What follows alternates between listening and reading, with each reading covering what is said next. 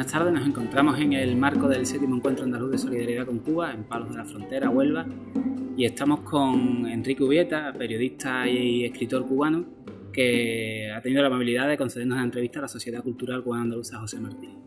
Queremos empezar preguntándote por eso que nos une, que es el pensamiento martiano. Sabemos que fuiste fundador de la Sociedad Cultural Cubana José Martí, y además director del Centro de Estudios Martianos en Cuba. Queremos preguntarte qué en tu opinión, el pensamiento martiano puede aportar a la sociedad actual, siglo XXI, en el mundo. Bueno, fíjate que el Martí ocupa un espacio en el proceso de construcción del pensamiento cubano y latinoamericano de parteaguas. De alguna manera absorbe todo el pensamiento progresista que se había generado en América Latina hasta ese momento y proyecta, por la otra, una serie de luces, de maneras de entender, de maneras de accionar en el contexto nuestro, que se van a mantener vigentes incluso hasta el día de hoy. Es decir, en Martí se da esa rara confluencia de ser una especie de síntesis de ese pensamiento anterior y al mismo tiempo de ser una persona que proyecta un pensamiento hacia el futuro. Sucede un hecho también importante, es decir, la actuación de Martí, la vida de Martí transcurre en el momento en que nace el imperialismo. Él lo vive desde adentro, vive 15 años en Estados Unidos, lo ve crecer, aprecia los peligros de ciertas formas de copiar que existían en América, modelos extranjeros, el norteamericano, otros modelos europeos.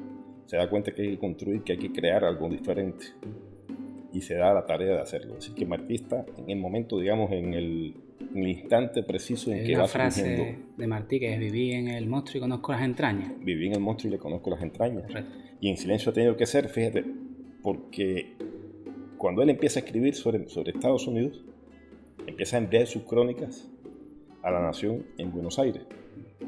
No sé si sabes que las primeras crónicas que envía son censuradas. Es decir, el director del periódico asume que son demasiado agresivas hacia los Estados Unidos. Se lo hace saber. Te imaginarás, si has leído las crónicas que publicó finalmente Martí, que en sí son muy críticas del sistema norteamericano, te imaginarás cómo habrán sido aquellas partes que fueron censuradas, ¿no? Y entonces Martí tiene que escribir a partir de entonces, no con las palabras que quizás hubiera querido, sino como de manera indirecta, que él asimismo lo dice en la carta a Mercado, ¿no? Es decir, esa es una gran preocupación de Martí. Él vivió allí, conocía muy a fondo la sociedad norteamericana y no quiere ese modelo de sociedad para Cuba. Ahora, es un hombre que también vive en un momento de auge del movimiento obrero en los Estados Unidos. No es un estudioso del marxismo, no es ese su momento, pero él asume la postura necesaria, la comprensión necesaria, asume un compromiso, digamos, un compromiso expresado poéticamente, expresado literalmente en su obra con los pobres de la tierra. Este es otro aspecto de él, es decir, él está procurando una independencia que no nos lleve solamente a la constitución de un gobierno propio con las mismas limitaciones y las mismas injusticias que el gobierno colonial había impuesto. Es decir, por lo tanto, pretende construir una sociedad que no solo se independice del colonialismo español, sino que a la vez establezca la justicia social en el país.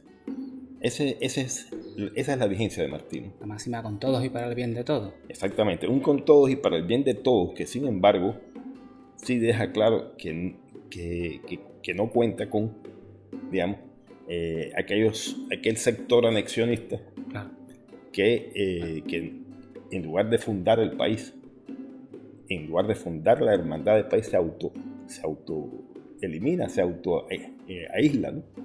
Y intenta obstaculizarlo. Hay otro aspecto en Martí que me parece muy importante. Martí es un revolucionario. Pero ¿por qué es un revolucionario Martí? ¿Por qué se parece tanto a Fidel, por ejemplo? se parecen en algo que no, en lo cual no se suele reparar. Se parecen en la capacidad de saltar sobre el abismo, en la capacidad de volar y de ver el conjunto en lugar de quedarte atascado en el árbol del bosque, ¿no? En eso se parecen, y en ese punto exactamente se revelan como revolucionarios. Es decir, Martí vivió en una época donde el positivismo imperaba. Es decir, toda persona con cierta visión científica y progresista asumía el positivismo. Pero el positivismo era una ciencia o una pseudociencia también, es decir, depende cómo se entienda, una visión del mundo que en lugar de hacer esto, se trataba de basarse solo en aquello que podía probarse de manera experimental. Para Martí habían cosas que no tenían que probarse de esa forma. Es decir, él confiaba también en el instinto humano, en la sensibilidad, en la comprensión afectiva incluso. Sí. Y por lo tanto su visión de la realidad era mucho más amplia, ¿no? Él decía que aquellos que todo el tiempo se pasaban describiendo el detalle, ¿no? Y no veían el conjunto, inventaba un verbo para definirlos, decía que insecteaban por lo concreto. Insecteaban. Sí. Y que sin embargo era preciso volar como un cóndor, ¿no? Es decir, es la gran diferencia. Y eso es lo que el revolucionario hace. El revolucionario aparentemente es una persona que hace posible lo imposible, pero en realidad lo que está haciendo el revolucionario es construir esa nueva posibilidad. Claro. Él, de hecho, no describe. Él conoce en profundidad la realidad, pero no la describe. Sobre el conocimiento de esa realidad, él siempre construye, empuja, ayuda a formar, a cuajar la posibilidad que esa realidad contiene, que no es visible, o no es tan visible, o no es palpable, pero está presente en esa realidad. Y por lo tanto, a veces las descripciones de Martí, las entre comillas descripciones, parecen ficciones. Es decir, uno dice, pero ¿cómo está diciendo esto si en la realidad, en esa época, no habían esas condiciones? Pero es que él estaba construyendo una realidad nueva. Una realidad nueva. Es decir, por eso era un revolucionario integral, ¿no? Y eso lo hizo desde todos los aspectos, porque fue un hombre realmente muy orgánico. Es decir, un hombre que fue un poeta, sí, fue un político, fue un jurista, fue un pedagogo, un periodista. Y entonces todas esas cosas se integran, ¿no? De ahí la enorme vigencia y la influencia que tuvo después Martí y su pensamiento en la Revolución Cubana. Quiero preguntarte porque el último proyecto que has avanzado, sé que has estado inserto en las misiones médicas cubanas en los países de África Occidental afectados por el brotes de ébola. Y de hecho sé que no es algo ni siquiera nuevo. Sé que a principios del siglo XXI estuviste visitando países más pobres de América Latina, quizás en ese espíritu que el Che Guevara, ¿verdad?, lo llevó también a recorrer América Latina para conocer la realidad de cómo vive la gente realmente. Y ahora nos encontramos con que fruto de ese viaje por estos países del África Occidental surge un libro, Línea Roja, y surge un documental. Cuéntanos un poco de esa experiencia. Bueno, allá estaban los médicos cubanos que respondieron a un llamado de Naciones Unidas y un llamado de los presidentes de esos tres países. Incluso pareciera un poco sorprendente que estas instituciones como la OMS y Naciones Unidas se dirigieran a Cuba, que era un pequeño país, pobre, bloqueado, y no a otras grandes potencias. Lo hicieron también con Estados Unidos, Francia, Inglaterra, pero eran potencias que habían colonizado a esos países afectados. Tenían una responsabilidad histórica. Ahora bien, Cuba es un país que tiene una tradición internacionalista. Solidaria. Una tradición que empezó con la propia revolución y se ha mantenido hasta hoy. Una tradición que representa su propio ideal, su propio concepto de sociedad, de cómo deben construirse las relaciones humanas. en el interior y en el exterior del país, ¿no? Y es una tradición que contribuye también a formar y a reformar a nuestros propios ciudadanos, porque un cubano que viaja a estos países hace el bien, trabaja en zonas muy intrincadas, arriesga incluso hasta la vida en algún momento, regresa siendo mejor persona, regresa siendo mejor revolucionario. Es decir, eso también forma parte de lo que Cuba obtiene a cambio de ese internacionalismo. Pero eso también está en el corazón de la prédica martiana. Es decir, eso está en la tradición cubana. Cuba es un país que fue formado por hombres que vinieron, hombres y mujeres que vinieron de todos los lugares de alguna manera, ¿no? Por supuesto de España, de toda España, de todo el Estado español, para decirlo más ampliamente, sí. Con todas las variedades que ustedes ya traen consigo, porque ustedes también tienen aquí a África, tienen aquí culturas de muchos lugares, ¿no? A lo largo de la historia. Ya empezamos por ahí, ¿no? Es decir, ustedes en sí son diversos y llegaron a Cuba y trajeron esa diversidad, pero además trajeron culturas africanas desarraigadas, por supuesto, esclavizadas, lamentablemente, pero llegaron también esos elementos a Cuba. A Cuba llegaron esclavos chinos, y que también se integraron, más otras oleadas de emigrantes chinos en el siglo XX, que fueron llegando, que fueron también contribuyendo a la amalgama cubana, en la que también están aborígenes de Centroamérica, de México, y bueno, algunos elementos heredados de los antiguos aborígenes en Cuba. Es decir, que es una cultura que se ha ido conformando por eso. En la independencia de Cuba peleó, el general más grande que tuvo la independencia de Cuba era dominicano, era Máximo Gómez. Martí era hijo de Canaria y valenciano. En la guerra nuestra de liberación última, pues Ernesto Che Guevara, que es todo un símbolo de la revolución cubana, por supuesto, es de origen argentino. Pero en Cuba tú pones un pie, entregas tu corazón y pasas a ser cubano, sencillamente. Entonces esa herencia que nosotros fuimos recibiendo también nos hace mirar hacia el mundo de una manera más amplia. Es decir, nosotros no tenemos un problema de chauvinismo, de nacionalismo ridículo, porque nos sentimos parte del mundo, nos sentimos parte de cualquier lugar, que está en la prédica martiana también, te decía. Es decir, Martí pensó siempre en una América Latina unida. Martí hablaba de patria humanidad,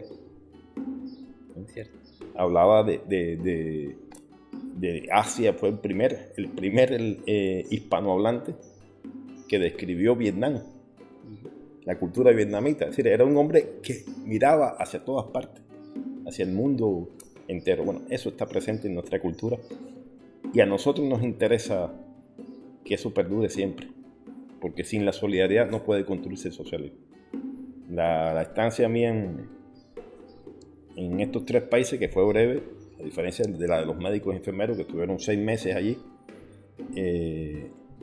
quería ante todo recoger el testimonio de lo que esas personas hicieron, de cuánto arriesgaron, de con qué, emoción, con qué entrega y dación asumieron esa misión. Y creo que tengo la satisfacción, de que siento que el libro ha logrado al menos llevar un poco más la voz de esas personas a muchos lectores diferentes. Dejar patente el ejemplo. Dejar patente el ejemplo, no solo para lectores extranjeros, también para nosotros. Sí, claro, para que el propio pueblo cubano sepa lo que están haciendo sus médicos, claro, en el mundo. Es importante. Preguntarte también, Enrique, como bien has dicho, Martí era unidad latinoamericana. Hemos vivido un momento de importante unidad, entendimiento entre los pueblos de Latinoamérica, dejando un poco al margen los intereses injerencistas imperiales, ¿no? Un momento histórico, quizá materializado en esa foto entre el comandante Hugo Chávez, el comandante Fidel Castro y el presidente Evo Morales. Ahora vivimos una etapa en la que quizás se puede visibilizar un proceso de reflujo, de toma de posiciones de nuevo de parte del imperio en Latinoamérica. ¿Cómo ves tú este proceso? Bueno, yo no lo veo simplemente como un reflujo. Y ni siquiera creo que se ha perdido o se perderá aun cuando existan otros retrocesos aparentes en América Latina, lo que se conquistó. Porque lo que se conquistó esencialmente es intangible, ¿no?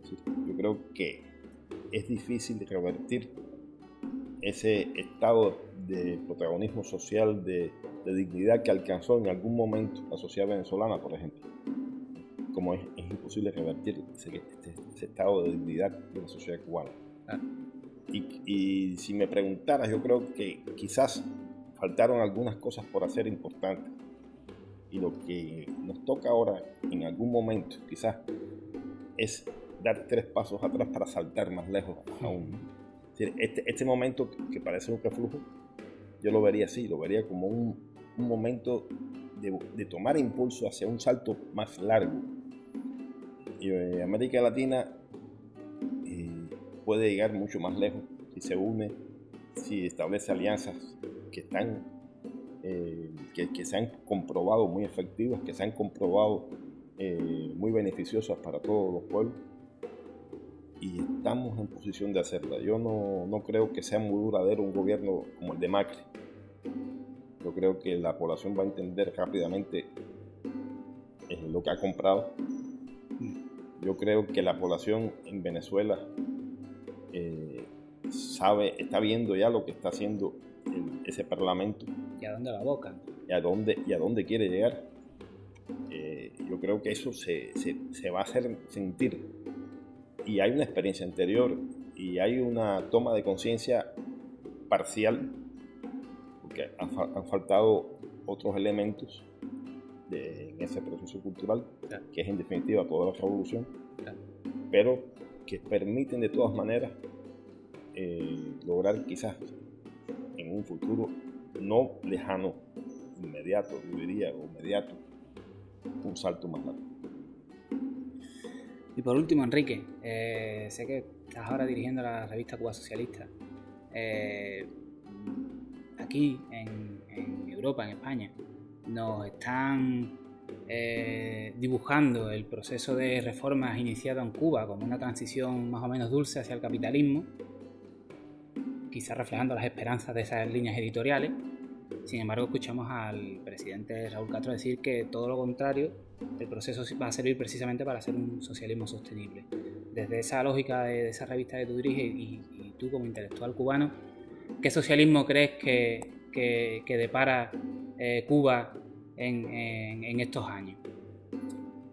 Bueno, nosotros entendemos claramente que el socialismo, que es un proceso, un camino, no es un lugar de llegada. El socialismo es también un acto cultural, es un hecho cultural.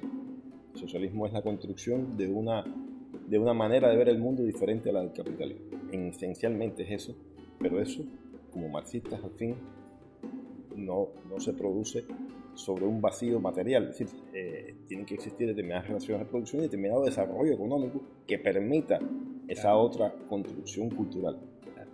Aquí sucede como el huevo y la gallina, ¿no? Es decir, tú dices qué es lo primario, que es digamos, el factor cultural o el factor material.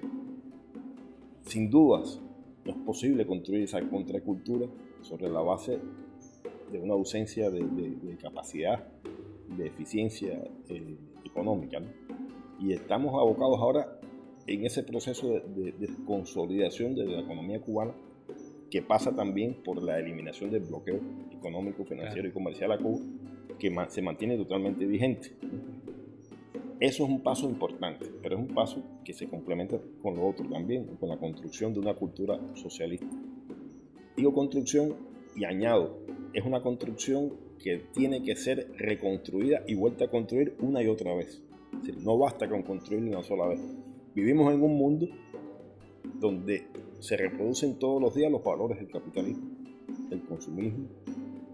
Toda la industria del entretenimiento está precisamente diseñada para eso. Orientada. Porque además es en el entretenimiento, cuando la persona se relaja, donde precisamente esos valores se reproducen. Claro. Entonces, eso hay que hacerlo una y otra vez. Hay que una y otra vez construir en el individuo construir o hacer que él mismo lo haga, sobre todo. Es decir, no es un proceso desde afuera. Yo creo que eso parte del protagonismo del propio individuo. En ninguna otra sociedad el individuo es tan protagonista como en la socialista. Claro. En ninguna otra sociedad el individuo se diseña y se rediseña a sí mismo una y otra vez. El Estado tiene que darle la posibilidad de que lo haga. Tiene que facilitar ese proceso. Hacia eso nosotros vamos, hacia consolidar la base económica de un socialismo que sea realmente duradero, que sea sostenible en un mundo donde se reproduce el capitalismo todos los días y donde no hay otras experiencias análogas a la cubana que puedan sostener relaciones comerciales, digamos, más solidarias, ¿no? Más justas. Entonces, siento decirlo por ellos, siento desengañarlos, ¿no? La apertura de Cuba es una apertura que empezó en el año 59, incluyéndonos a todos en la salud, en la educación, en el pensamiento, en el conocimiento. Y esa es la apertura que nosotros llevamos ahora y que, de la que cosechamos ahora los frutos de una sociedad diversa, una sociedad más rica espiritualmente, una sociedad que propicia que se abran otras maneras de asumir la economía, pero que va a mantener su línea socialista. Por otra parte, tránsito ha habido siempre en Cuba. Desde que triunfó la revolución, hemos sido sociedades diferentes en una misma sociedad. En los 60, 70, 80, cada década tiene su particularidad. Pero sí, no vamos a transitar al capitalismo. Es decir, la sociedad cubana no va a lanzarse no va a hacer el tránsito que se quiere, que es el tránsito hacia el pasado, ¿no? Nosotros vamos a transitar hacia el futuro, y el único futuro posible para una Cuba independiente, solidaria, justa, martiana, es el socialismo. Pues con esas palabras nos quedamos, Enrique. Muchas gracias por darnos tu tiempo y tu visión siempre tan completa y tan interesante de la realidad, y buen viaje de regreso a Cuba. Gracias a ustedes.